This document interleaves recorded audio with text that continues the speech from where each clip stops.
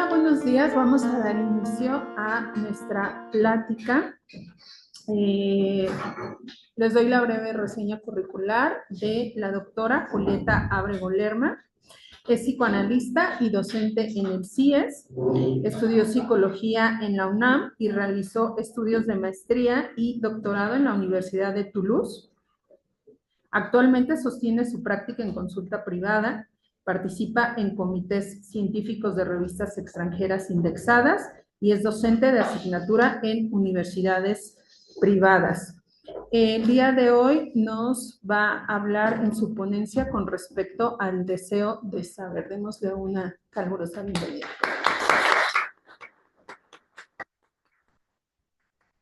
Gracias Magdalena. Buenos días a todos, a todas, a todes.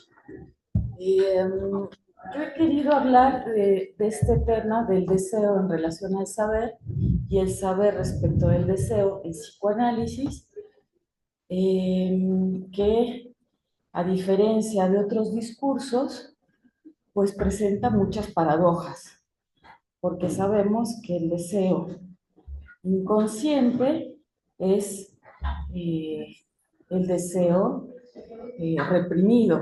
Entonces, lo que justamente falta es un saber que falta y del cual es difícil procurarse un querer saber. Sin embargo, es condición de inicio de un análisis, ¿no? Que un sujeto se acerque a la experiencia psicoanalítica tal como Freud la formuló, es decir, en el sentido de aquello que puede escucharse decir el sujeto mediante el procedimiento de la asociación libre. Es siempre un saber que aparece como novedoso para el sujeto, en cierto modo es algo nuevo, pero que sin embargo es una producción del mismo sujeto. Entonces no deja de desconcertar al, al sujeto y en consecuencia buscar un saber no sabido no es tan evidente, ¿no?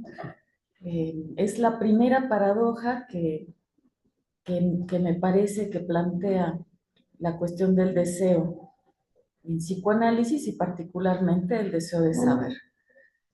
Y bueno, ya que estamos en un encuentro sobre la publicación psicoanalítica, entonces yo tomé como referencia la publicación, digo bien la publicación porque el libro todavía no tengo acceso a él, pero es la publicación de el último libro de Clotilde Leguil, que es una analista francesa que tiene su práctica en París, que se llama La era de lo tóxico, ensayo sobre el nuevo malestar en la civilización. Es una publicación de 2023, del año pasado. Bueno, no he sabido de las traducciones de esta autora a nuestra lengua, pero estaría bueno que sí se hiciera, ¿no? Y que pudiéramos acceder. Pero si no es así, de todas maneras, yo les voy a dar un aperçu, se dice en francés, un avance, a partir de una conferencia, digamos una entrevista en realidad que acuerda, que da ella en la librería Mola, que es pues una librería en París muy conocida que acoge a muchos de los autores psicoanalistas. Bueno, y para ello me voy a apoyar en una conferencia del analista Colette Soler, que se llama La Clínica del Deseo, y esta fue también la conferencia del año pasado, que dio en Brasil, no sé exactamente en qué parte de Brasil. Pero bueno, es un documento que se encuentra, una conferencia que se encuentra en YouTube y está libre acceso, solo que está en francés y traducido al portugués. Pero bueno, ahí lo encontramos. Entonces, estas van a ser mis referencias para compartir con ustedes algo, problematizar, vamos a decirlo así, problematizar el tema del saber sobre el deseo en psicoanálisis y particularmente en el principio de análisis. Pero como ustedes probablemente lo sepan, el principio de un análisis se articula al final de un análisis. Esto lo planteó Freud, eh, tomando como metáfora las partidas de ajedrez, que tienen muy bien definidos los principios y los finales, ¿no? Que hay libros de entradas en ajedrez y luego salidas, ¿no? Y peón, rey y alfil y ganas, ¿no? Aunque el otro tenga todas sus piezas. Bueno, acá el tema es que ciertamente en este punto del deseo del saber que abre un análisis es también lo que permite un cierre de análisis, específicamente aquel que va a conducir a un analista, digamos, el paso de un analizante a un analista. No es sin lo que Lacan formuló como el deseo de saber. El deseo del analista, formulado en términos de un deseo de saber que puede transmitirse a quien va a hacerse escuchar por ese analista. Deseo del analista transmite este deseo de saber. Y en consecuencia puede sostener y acompañar lo que va a ser el análisis de los pacientes que vengan a consultar a ese analista. Bueno, entonces la clínica del deseo no es exclusiva al psicoanálisis, pero hay que situar justamente la diferencia de la experiencia analítica respecto a lo que pueda ser otras prácticas, ¿no? Entonces, en el discurso común encontramos la clínica del deseo y podemos escuchar. El deseo además es una palabra que tiene una connotación muy positiva, ¿no? Escuchamos deseo, ¿no? ¿No? De algún modo es el impulso que nos mantiene. Lacan hablaba de la erección del viviente, digamos, el tonus que nos permite levantarnos todas las mañanas y venir en sábado a un encuentro a las 10 de la mañana. Y bueno, los que están aquí desde antes tenían tono, ¿no? Entonces, el deseo es algo, digamos, que lo podemos escuchar como algo bien valuado. En el discurso común tiene esta connotación. Es una palabra que, digamos, que se construye como testimonio sobre sufrimientos, afectos, conductas, ¿no? Y en ese sentido, el discurso común ha tenido una clínica del deseo que Lacan situado muy bien del lado de la filosofía y del lado de la literatura. Los filósofos han hablado sobre el deseo. Platón, que es la referencia que Lacan retoma, pero la literatura está repleta de referencias al deseo. Y a eso podemos agregarle las aportaciones de la estadística, un saber más reciente, incluso de las entrevistas. Y ya, incluso en estos discursos, ya hay paradojas del deseo, pero hay que plantearnos qué es lo que agrega el procedimiento freudiano. justamente el inconsciente, que como sabemos viene a complicarlo todo. Es una noción contraintuitiva, dice Colette Soler. ¿Por qué? Porque el deseo consciente es un saber que en los neuróticos ya es problemático porque es, digamos, es un deseo inestable, es un deseo dudoso. El sujeto de fuera es cuando vemos que no sabe lo que quiere, ¿no? Decimos, pero tiene todo y no está contento, ¿no? Sin embargo, no es lo mismo, y eso hay que distinguirlo del deseo en psicoanálisis, porque este deseo en psicoanálisis es el deseo que buscamos en la palabra y no en los actos, ¿no? Aunque pretenda dar al sujeto su capacidad de actuar. O sea, le restituye al sujeto, el deseo inconsciente, su capacidad de acto. Ese es un hecho. Pero hay una gran diferencia entre el deseo consciente y el deseo inconsciente. Entonces, el vehículo del deseo en psicoanálisis, pues lleva al invento de Freud. Es vehículo de la invención del psicoanálisis como dispositivo. Lacan por eso va a decir que todo psicoanálisis es freudiano. Y él mismo va a decirse un psicoanalista freudiano. Porque es verdad que tenemos una variedad de psicoanálisis, pero hay que plantearnos también qué es lo que hace la comunidad de la práctica del psicoanálisis. Bueno, la clave está en el inconsciente, que es el descubrimiento que hace Freud y que le lleva a inventar el psicoanálisis. Y entonces tenemos esta cópula entre la asociación libre y la palabra. Es la clave del dispositivo freudiano, asociación libre-palabra, para dar cuenta de qué, del inconsciente.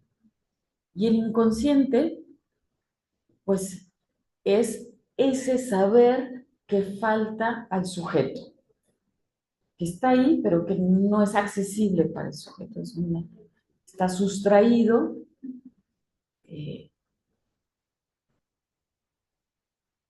Y cuando Freud formula en la ciencia de los sueños, la Traumdeutung, que es como Freud nombra la interpretación de los sueños, o sea, se traduce en español interpretación de los sueños, pero literalmente Freud plantea la ciencia de los sueños.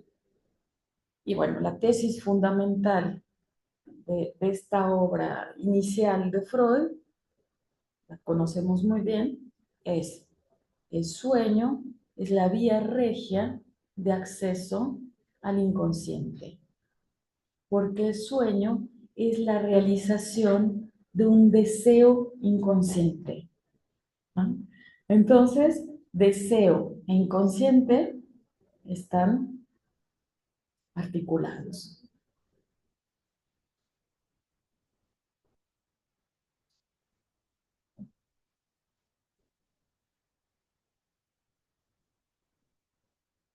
¿Un psicoanálisis qué es? Es la invitación a hablar liberándose de los imperativos del discurso común. Es la regla de la asociación libre. Hablar para decir algo que no se sabe. Porque por lo general hablamos y sabemos lo que vamos a decir.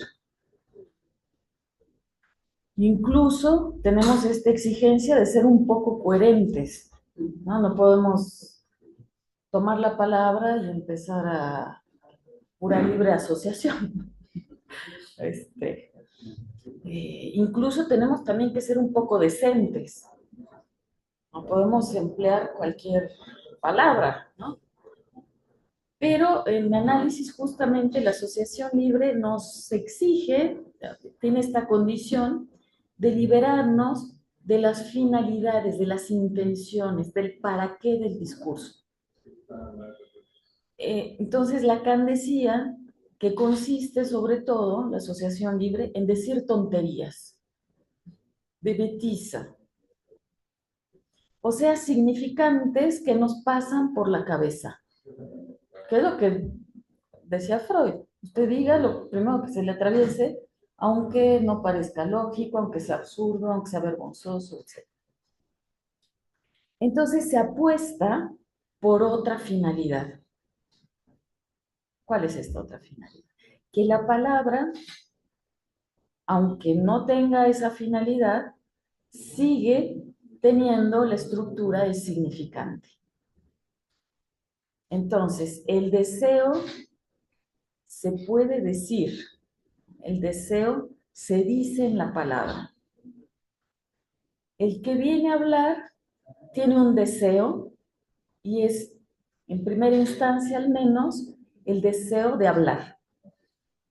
Si no, no viene, ¿no? Y cuando empezamos nuestra práctica y recibimos pacientes, decimos, pero pues no se escucha nada del inconsciente. Pero el sujeto viene. Entonces, un deseo tiene, que es al menos el deseo de hablar. Y también tiene una demanda, que es la demanda transferencial. Esto es lo que se plantea Lacan con en italiano con la pregunta ¿qué voy? ¿Qué quiere? ¿Qué quiere ese que me dirige su demanda de amor?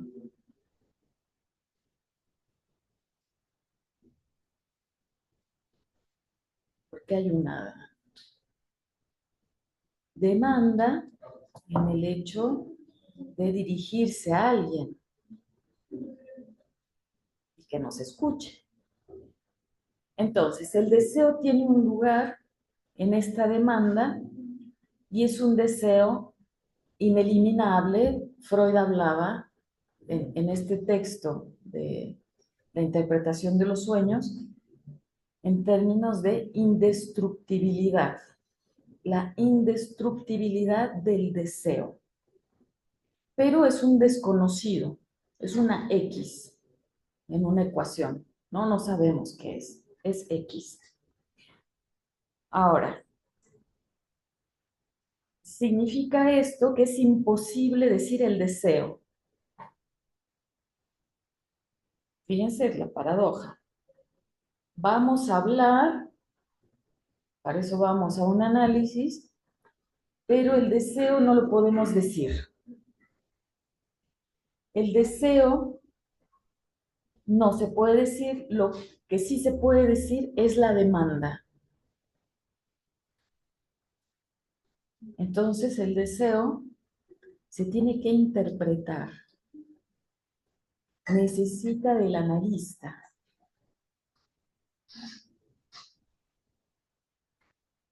Entonces, el deseo no se puede decir, pero es el deseo el que sostiene todos los enunciados del sujeto.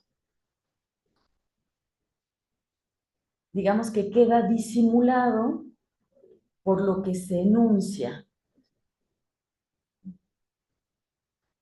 No está en los enunciados, sino en la enunciación. Y este es el tema que Lacan desarrolla en un texto que se llama La dirección de la cura y los principios de su poder. Lacan le pide a los analistas que no borren del mapa al deseo, que de por sí ya está medio borroneado por la demanda. Entonces hay que tener esta precaución de no tomar la demanda por el deseo. Saber que lo que sostiene la demanda es el deseo, pero lo que la demanda dice no es el deseo. ¿Quién va a decir el deseo? El inconsciente, las formaciones del inconsciente. Entonces, el deber del analista es apuntar al deseo, dar lugar a las formaciones del inconsciente. Dice la analista Colette Soler, no se le puede nombrar, pero tiene un lugar en la cadena significante, y es el lugar del intervalo entre las dos cadenas, la de la enunciación y la del enunciado.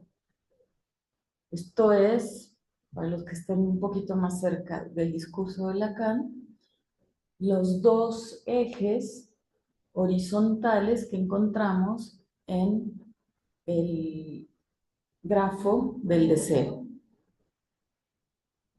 El primero, el de más abajo, es la cadena del enunciado, y el segundo, el posterior, digamos, el de arriba, es la de la enunciación, la cadena de la enunciación. Bueno, y entonces ahí es donde se descifra el deseo inconsciente. Esto es lo que lleva a Lacan a decir que el deseo es su interpretación, lo cual no quiere decir que el deseo del sujeto sea lo que el analista dice en lugar del sujeto. A eso se le llama sugestión. Y es una de las indicaciones que nos dice Freud que no hay que seguir. No se trata de sugestionar al sujeto, sino de interpretar su palabra, interpretar su deseo. Bueno, vamos bien. Los psicoanalistas tienen a su cargo la interpretación del deseo. Dice Lacan, el deseo, si, en este texto que se llama La dirección de la cura, el deseo, si Freud dice la verdad sobre el inconsciente y si el análisis es necesario, el deseo no se atrapa más que en la interpretación. De ahí la necesidad de tener que interpretar el deseo. Sin embargo, aún es preciso no imaginar que la interpretación consiste en enunciar lo que el analista, perdón, lo que el analizante no puede enunciar. Eso no es interpretación, sino sugestión. Bueno, déjenme...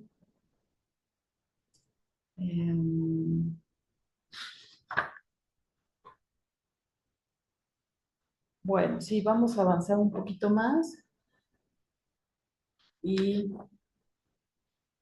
les comento sobre esta contribución de Clotilde Leguil a propósito de un sueño de Freud.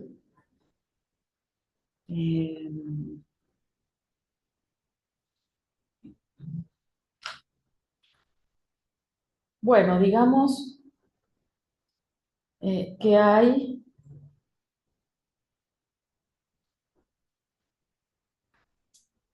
allí donde el analista no es convocado a interpretar, pensemos en dispositivos institucionales en donde se trabaja en un inicio como psicoterapeuta, psicólogo. Sin embargo, el practicante es analizante y probablemente escuche como analista, ¿no? Entonces, ¿qué puede hacer si no está, si el dispositivo no invita a la interpretación del deseo? Lo que puede hacer es señalar la dirección del deseo.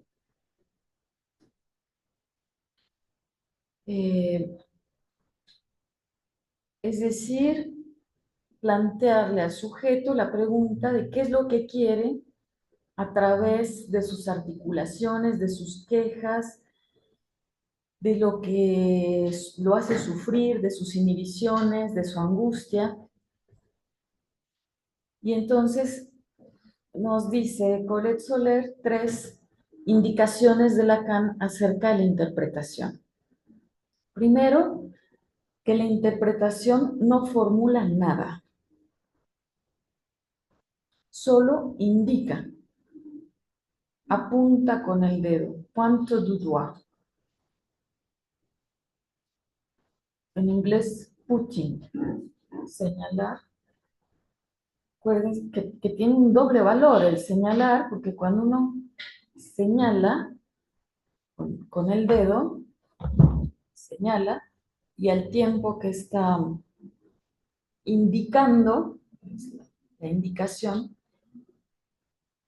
el índice tapa lo que se está indicando. Esa es la clave de la interpretación. No vamos a develar nada, sino vamos a indicar dónde está algo, pero al mismo tiempo no lo develamos porque tampoco sabemos qué es. Es del sujeto. Esto es lo que Freud plantea como el agujero de la represión originaria. Y en esto, Lacan fue muy fiel a Freud cuando lo retoma diciendo, no se puede decir, pero ahí está. Esta es lo que Lacan formula, una frase muy conocida que dice, el medio decir de la verdad, o la verdad no puede más que ser medio dicha. Otra indicación sobre la interpretación es que la interpretación es oracular. Es decir, son proposiciones enigmáticas que a su vez son interpretables. Fíjense, proposiciones enigmáticas, o sea que no se le esclarece nada al sujeto que viene a dar su palabra. No sé si su palabra está diciendo tal y cual cosa, sino se le hace saber lo enigmático de su palabra. Y esa puntuación que hace enigma de la palabra del otro es para el sujeto que produjo su propia palabra también un enigma. ¿Qué me está indicando? ¿Qué me está queriendo señalar este que se detuvo en esto que dije? Entonces otra vez no hay nada que quede develado, sino apenas es lo que llamamos también sostener la pregunta sobre el deseo.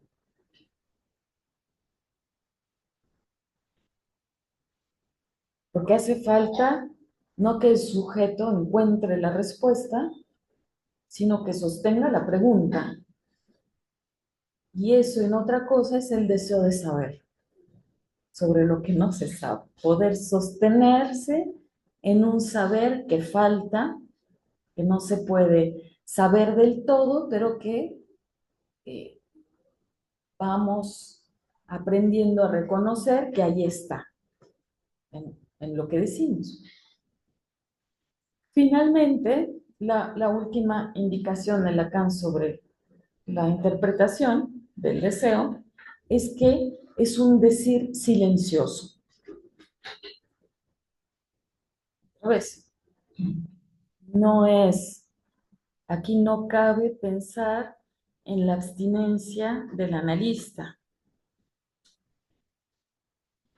porque el analista tiene que dirigir la cura.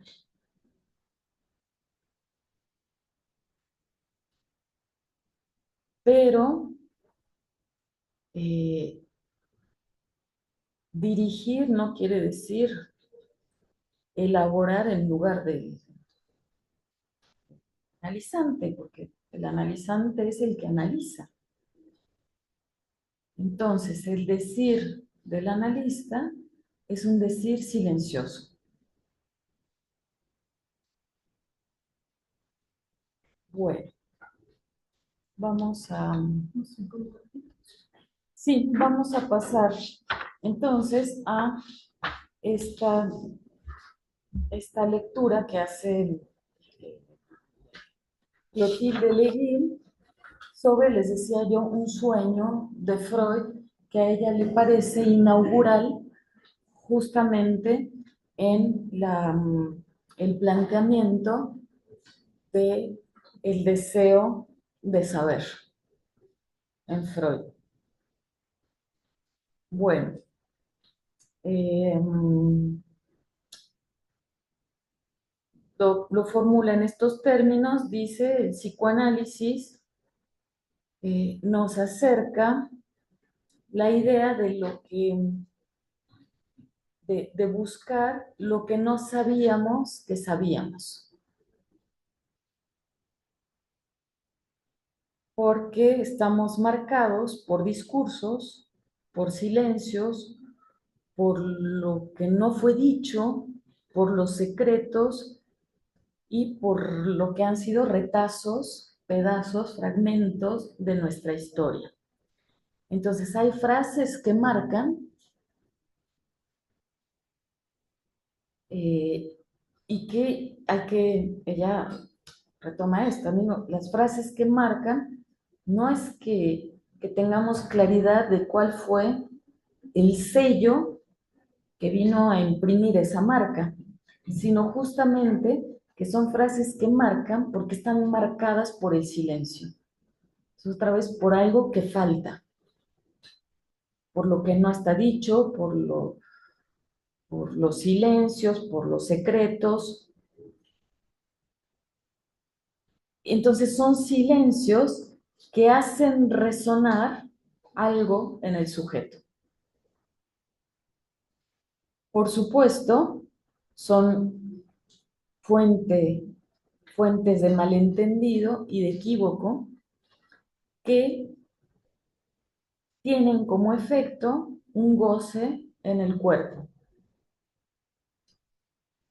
Y ella habla, esta autora habla de que en realidad hay como una suerte de herencia de estas marcas que sabemos que se pasan, los secretos familiares, cómo tienen consecuencias generaciones adelante, ¿no?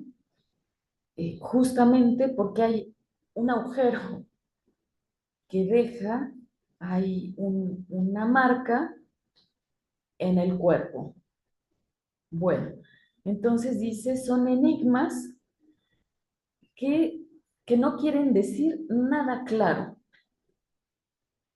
O sea, si el mensaje tuviera claridad, bueno, ya uno va con su hipnotizador de su elección y le dices, ¿era esto? Ah, bueno, y el asunto se resuelve. Pero sabemos que no es así, ¿no? No quieren decir nada claro, conciernen nuestro ser y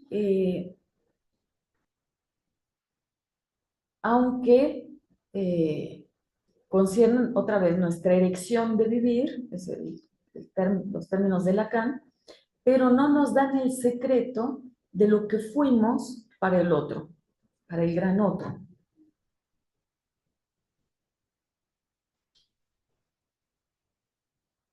Bueno, entonces Lacan va a hablar de una marca primera y va a hablar del fantasma en ese sentido. Es una primera marca que, que va a impulsar una repetición, ¿no? Que va a estar en la base de lo que se va a estar repitiendo. Se busca la marca de lo que marcó la primera vez. Esa es la lógica, ¿no? Lo que la marca, se busca lo que la marca marcó por primera vez.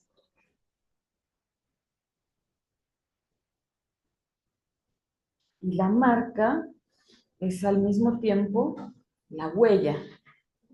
Y la huella, así como las huellas cuando vamos a la playa y caminamos, son agujeritos en la arena. Entonces, se busca la marca de lo que marcó la primera vez, lo que agujereó, el agujero de la primera marca, digámoslo así, de la primera huella.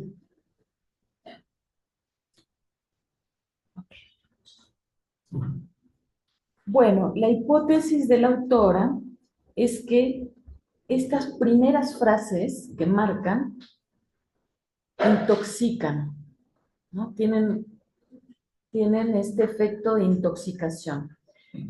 Nos hacen ser presas del destino, dice. Y retoma esta analogía que hacía Freud de las neurosis como una suerte de intoxicación. Esto lo retoma de Freud, no sé exactamente de dónde, pero bueno, en el libro seguro que está. Y dice, es una extraña sustancia que nos viene del gran otro y nos envenena.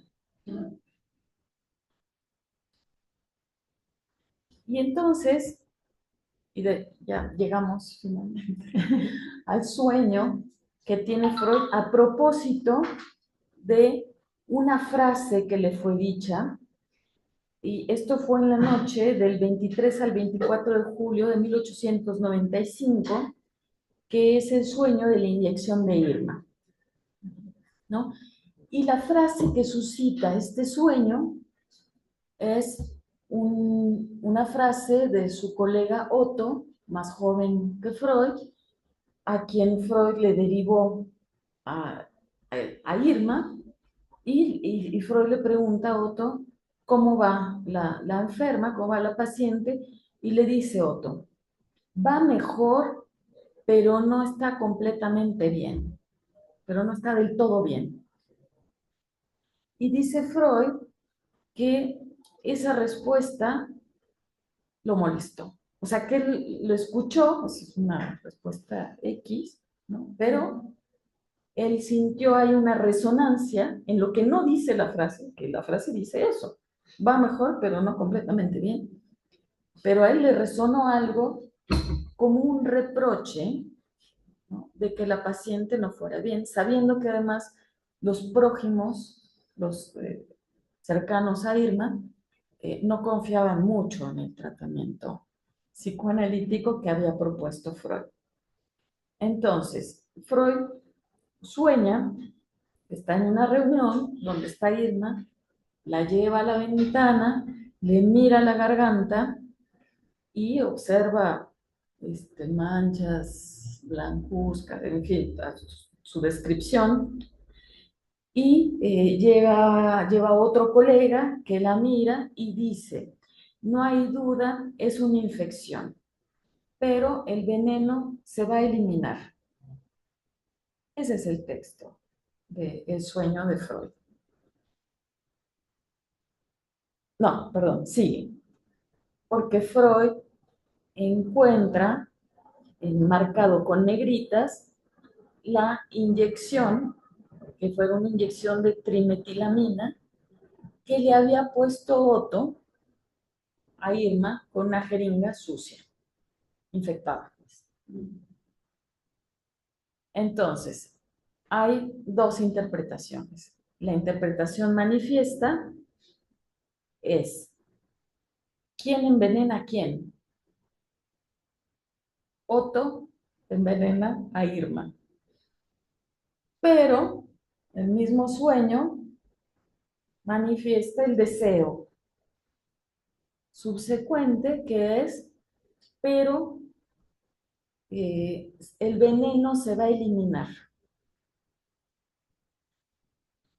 Y la autora nos trae una interpretación que dice latente, ¿no?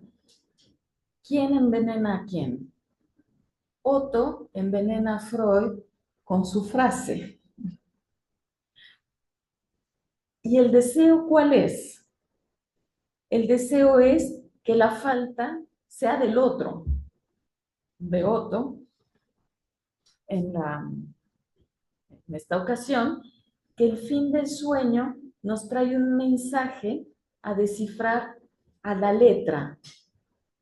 Es el otro deseo de Freud que cumple el sueño, que es aportar un nuevo elemento a su doctrina y a la interpretación del deseo inconsciente, que hace que el psicoanálisis avance en ese momento y que nos hace a nosotros, bueno, sostener el deseo de seguir haciéndolo avanzar. Bueno, yo con esto...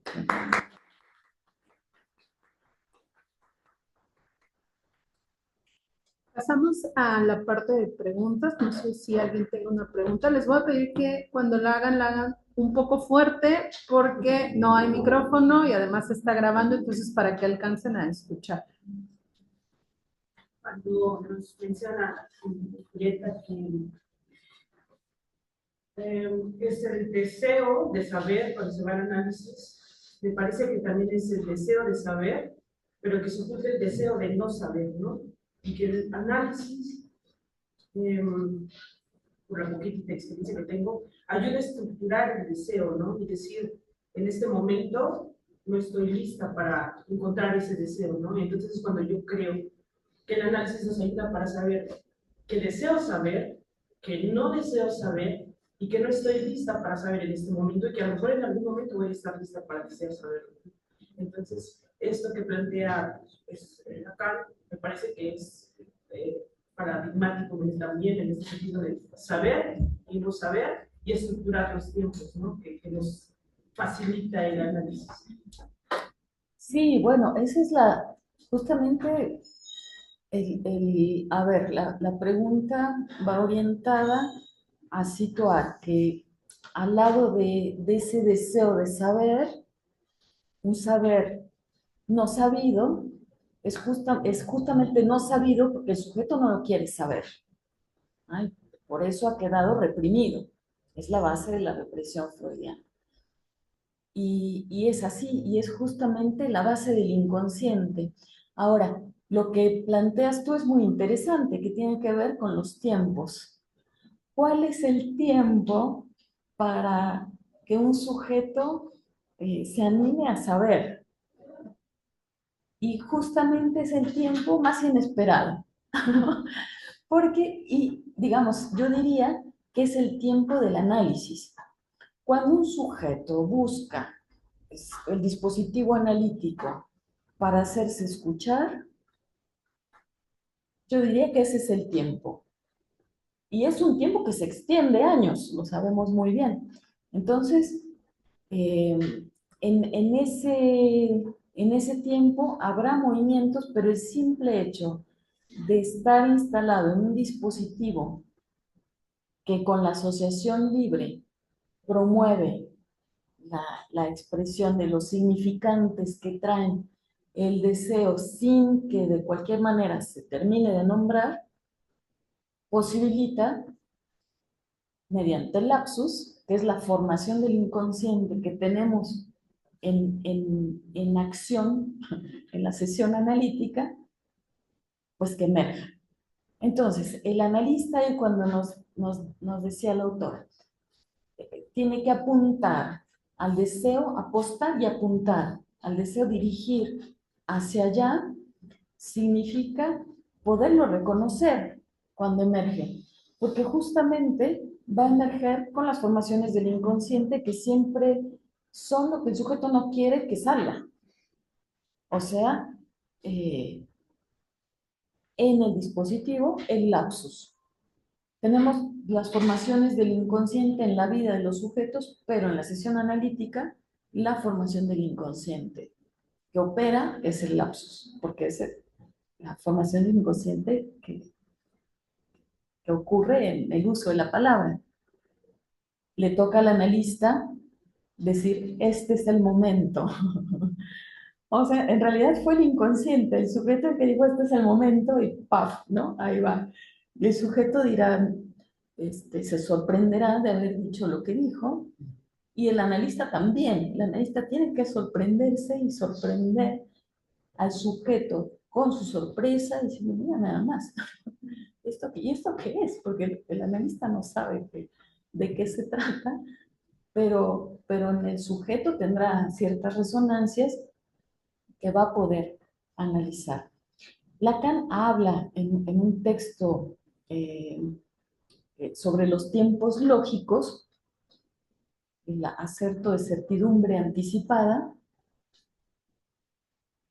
sobre los tiempos lógicos justamente. Y dice, hay un tiempo, tenemos primero el instante de la mirada. Son 3 tiempos, pero tienen una temporalidad diferente. Primero, el instante de la mirada. Es el lapsus, ¿no? Donde el analista escucha, atrapa, y el sujeto mismo también es como que abre los ojos y ves que hay allá. El instante de la mirada. Después viene el tiempo de comprender, que es un tiempo del análisis. El tiempo del análisis es un tiempo indefinido que se puede extender lo que sea necesario. Y finalmente el momento de concluir. Pero el primerito y el que, digamos, el que nos interesa a propósito de lo que hemos hablado, es el instante de la mirada, ¿no? Es poder tener esta disponibilidad de atrapar eso que la palabra, que transita en la palabra, como el saber no sabido del sujeto que va a hablar tonterías a un análisis. ¿Alguna otra pregunta?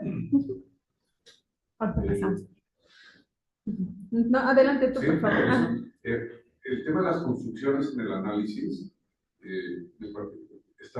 mientras hablabas del tema del señalamiento del analista en la dirección del deseo, pero la construcción, por ejemplo, en el caso del nombre de los lobos, bueno, es mucho más completo lo que hace Freud.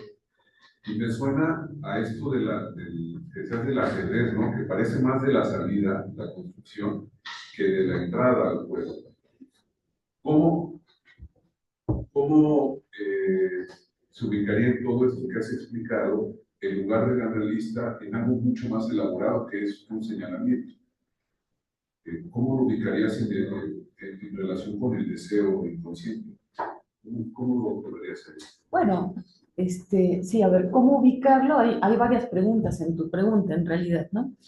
Porque es no solo en un instante, sino en lo que es el tiempo que dura un análisis, el tiempo de analizar, y después cómo eso se traduce al final de un análisis, que se hace una construcción que tiene como destino hacer del, hacer del sujeto un sujeto nuevo, un sujeto diferente, ¿no? Tenemos las indicaciones de Freud y que retoma Lacan, ¿no? El trabajo y el amor, ¿no? Que son los ejes que encontramos al final de un análisis. Y tenemos todo lo que Lacan elaboró a propósito del pase, las proposiciones sobre el pase y el trabajo de escuela que, que especifican lo que es un final de análisis, ¿no? Y cómo se ha, digamos, acá tenemos el tema de cómo se ha entendido justamente el deseo de saber y la transmisión del deseo de saber, porque no todo análisis terminado conlleva necesariamente a la transmisión de